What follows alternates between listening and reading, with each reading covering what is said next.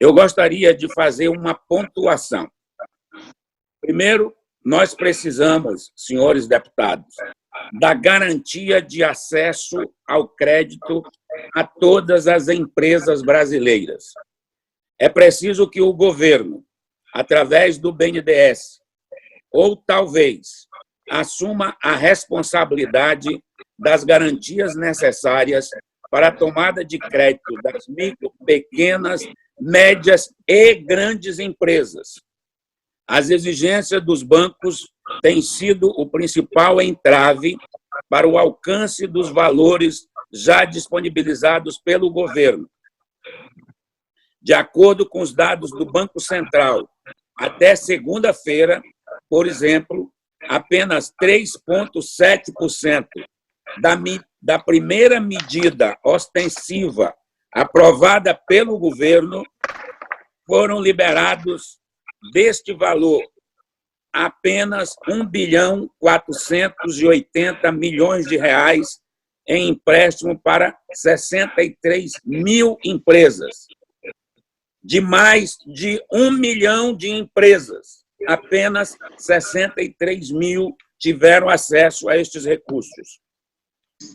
Pouco mais de 1 milhão de funcionários foram beneficiados, de quase 10 milhões. Quando o programa foi lançado, em 27 de março, o Banco Central estimou que cerca de 12 milhões de pessoas e 1.400.000 empresas seriam contempladas. Número muito aquém da realidade de hoje. É preciso que, de alguma forma, o governo ajude as empresas a superarem a burocracia dos bancos para evitar um iminente colapso na economia brasileira. A forma de fazer isso é assumir os riscos e as garantias necessárias para a concessão de crédito. Nos Estados Unidos, por exemplo, o governo lançou um programa de crédito para capital de giro chamado Main Street Lending, em que disponibiliza 600 bilhões de dólares para capital de giro de pequenas e médias empresas sem a necessidade de garantias e com risco de crédito de 95% para o Estado.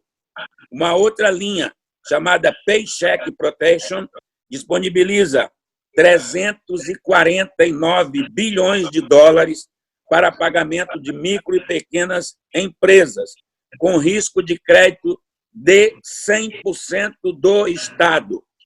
Um outro exemplo, em recente conferência que participei com o sócio da empresa Canea Investment e vice-presidente do grupo bancário BNP Paribas, François Legler, nos informou de que a Suíça conseguiu resolver este problema ao lançar um programa de crédito de cerca de 20 bilhões de euros, com linhas com prazo de 5 anos para pagamento, além de 0% de juros, Efraim, com risco de crédito de 100% do Estado.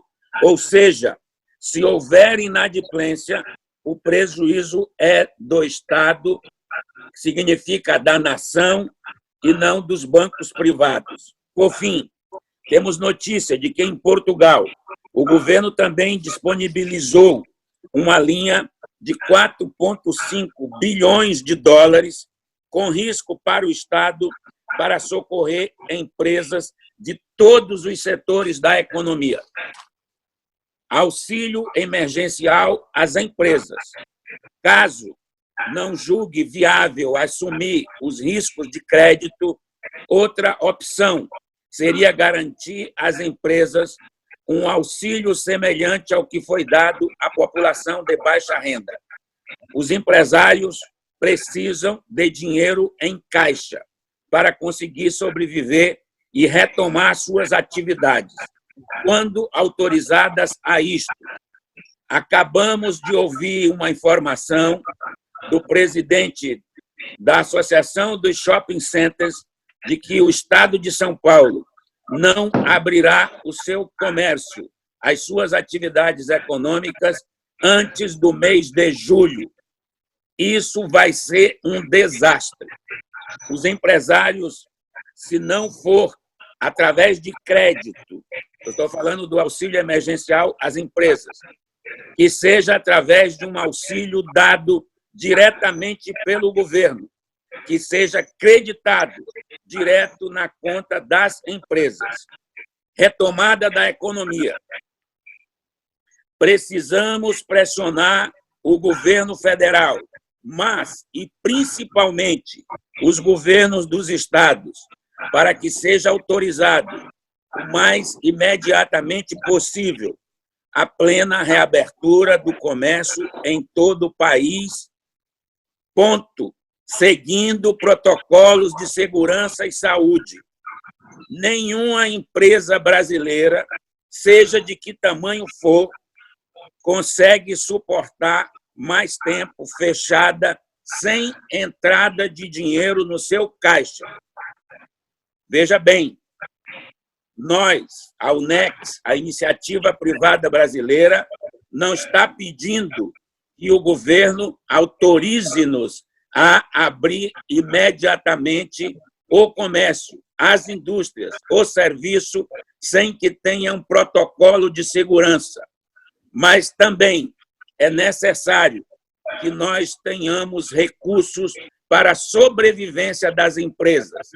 Senão, meu presidente Efraim, nós teremos uma falência generalizada das empresas brasileiras de todos os níveis. E estou falando de todos os níveis, como, por exemplo, as empresas aéreas, que o governo já está discutindo a medida para salvá-las. Não adianta salvar as empresas aéreas do país, que é necessário, as empresas de automóveis do país, que é necessária, sem salvar as empresas brasileiras, que são o comércio e o varejo do Brasil.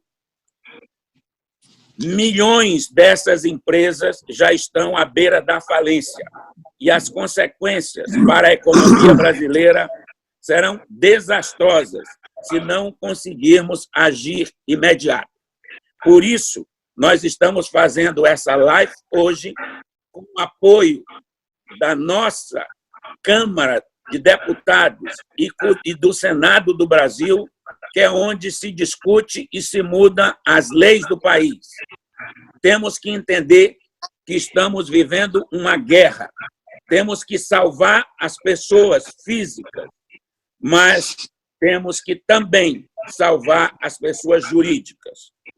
Rapidamente, existe uma medida provisória 927 que dispõe sobre as medidas trabalhistas para enfrentamento desta calamidade pública.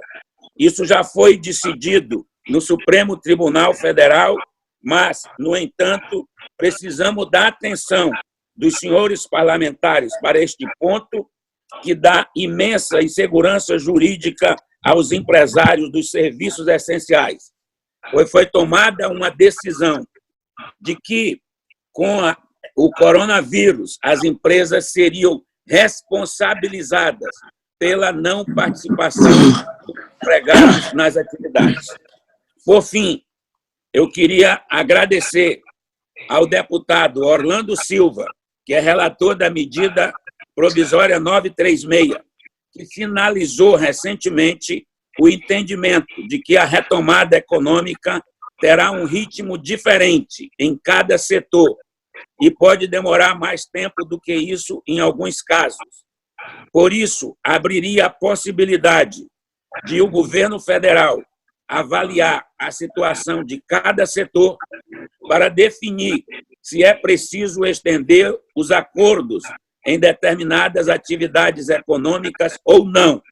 Ele defendeu que o Congresso Nacional mantenha o prazo dos 3 meses previsto na proposta do governo, mas autorize o Poder Executivo a prorrogar o programa total ou parcialmente, pelo prazo que considerar necessário. Dado a incerteza de quanto conseguiremos estabelecer a plena abertura do comércio brasileiro, a possibilidade de prorrogação dos prazos pelo governo federal nos dará um pequeno alento. A medida provisória salvou milhões de empregos e pode salvar outros milhões que, se forem prorrogadas. Também queria registrar a presença do deputado Léo Lomanto, que é relator da medida 958, para a provisão de crédito. Quero concluir dizendo da importância das medidas que o governo brasileiro, que o executivo tomou para fazer com que os créditos necessários cheguem às empresas brasileiras. Infelizmente, se o Congresso brasileiro não autorizar o Conselho Monetário Nacional a avalizar, seja qual for o volume de recursos necessários para salvar as empresas brasileiras, nós teremos um desastre sem precedente no nosso país, porque as empresas não têm recursos para sobreviver. Essa é a posição oficial da presidência da UNEX e nós ouviremos os 8 presidentes das entidades fazendo as suas colocações e gostaríamos de compartilhar com todos os deputados e senadores que compõem a nossa frente parlamentar.